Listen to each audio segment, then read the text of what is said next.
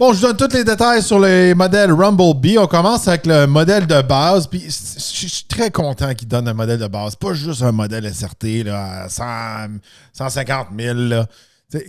Qu'on en aille un peu pour monsieur tout le monde. Fait que ça, je trouve ça vraiment... Ça, c'est des gars sensés, terre à terre, qui ont fait ça. Ça fait longtemps, là.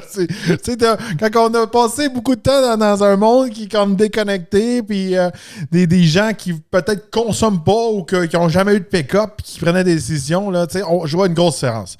Fait que lui, il va avoir le moteur V8 EMI 5.7 litres, 395 chevaux, 410 livres-pieds de couple. 0 à 100 environ en 6,1 secondes, quart de mille en 14,6 secondes. Fait que ça, c'est la version accessible. J'aime beaucoup dans la publicité qu'ils ont faite de lancement de Tim Kuniskis, puis il disait tu sais, ces modèles-là, là, ils ont qu'une batterie. Ils ont qu'une batterie, c'est la batterie, genre d'accessoire. Il n'y a pas de...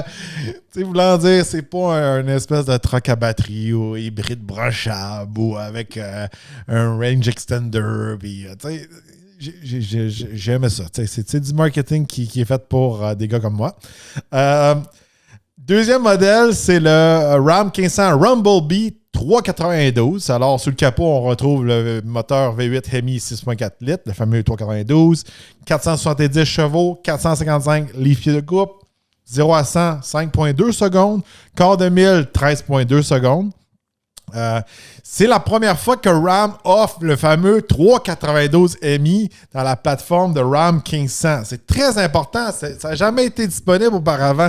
C'est quelque chose que les gens ont demandé depuis des années de temps.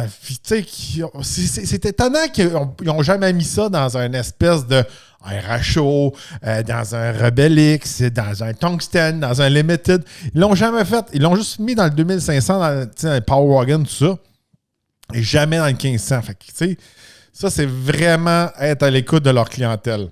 Fait que je pense qu'il y en a beaucoup qui vont être contents de ce côté-là.